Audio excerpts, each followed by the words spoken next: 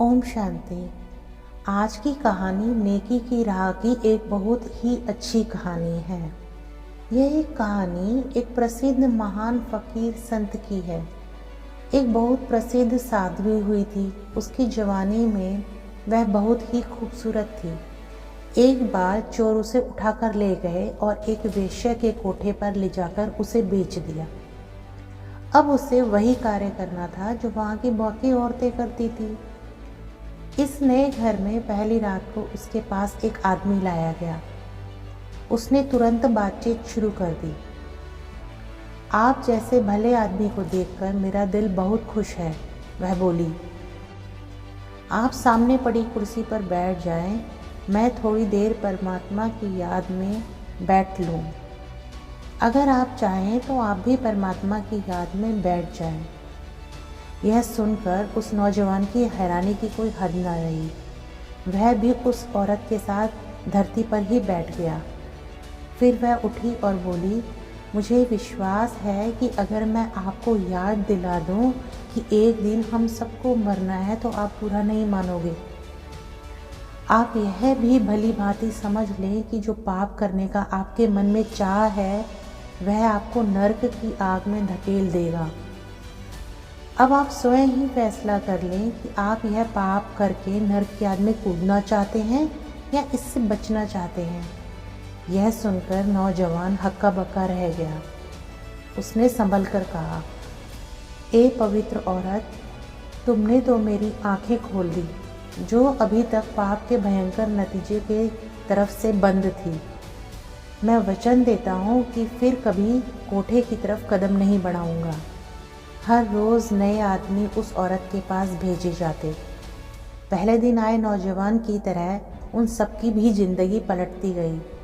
उस कोठे के मालिक को बहुत हैरानी हुई कि इतनी खूबसूरत और नौजवान औरत है और एक बार आया ग्राहक दोबारा उसके पास जाने के लिए नहीं आता, जबकि लोग ऐसी सुंदर लड़कियों के दीवाने होकर उसके इर्द गिर्द घूमते हैं।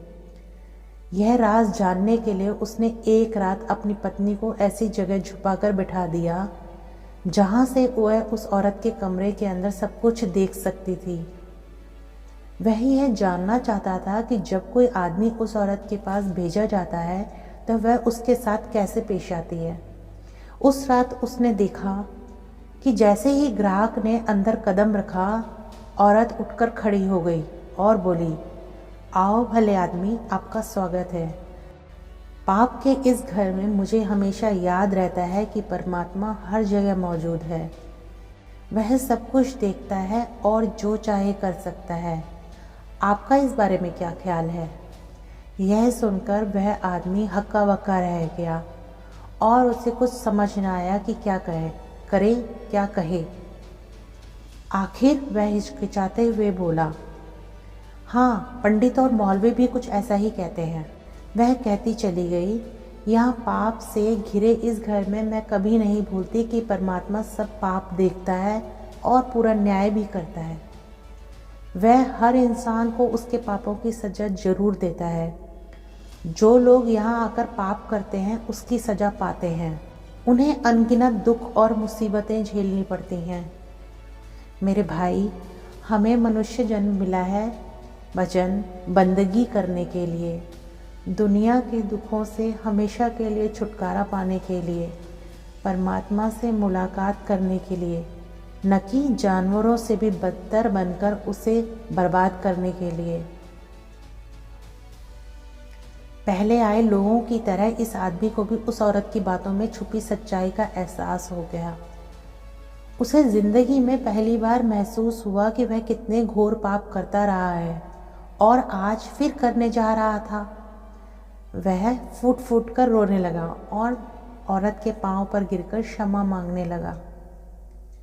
औरत के शब्द इतने सहज, निष्कपट और दिल को छू लेने वाले थे कि उस कोठे के मालिक की पत्नी भी बाहर आ गई, अपने पापों का पश्चाताप करने लगी।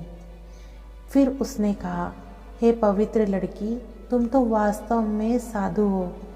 हमने कितना बड़ा पाप तुम पर लादना चाहा। इसी वक्त इस पाप की दलदल से निकल जाओ।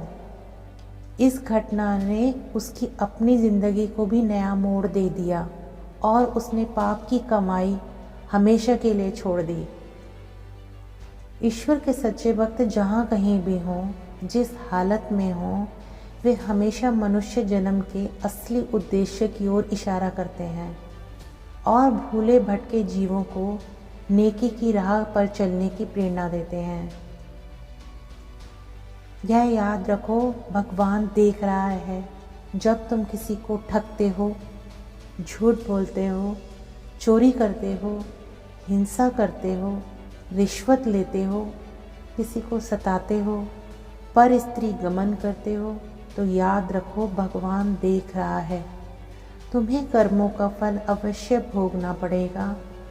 तुम चिंतित होते हो, दुखी होते हो, बीमारी से परेशान हो तथा परिवार की सुख शांति नष्ट करते हो, तो समझ लो ये सब दुख तुम्हारे ही पापों कर्मों का फल है। स्वर्ग की सीढ़ी।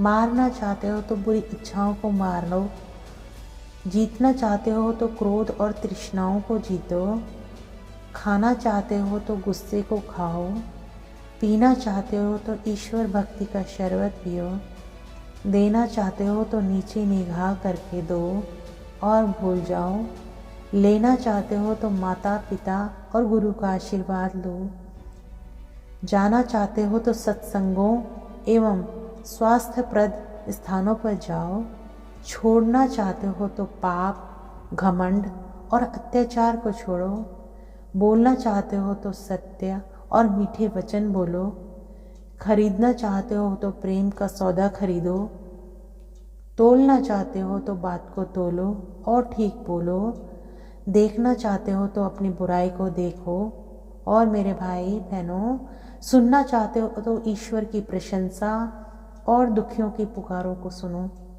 भागना चाहते हो तो पराई निंदा और पराई स्त्रियों से भागो। इन अच्छाइयों में ही स्वर्ग की सीढ़ी है।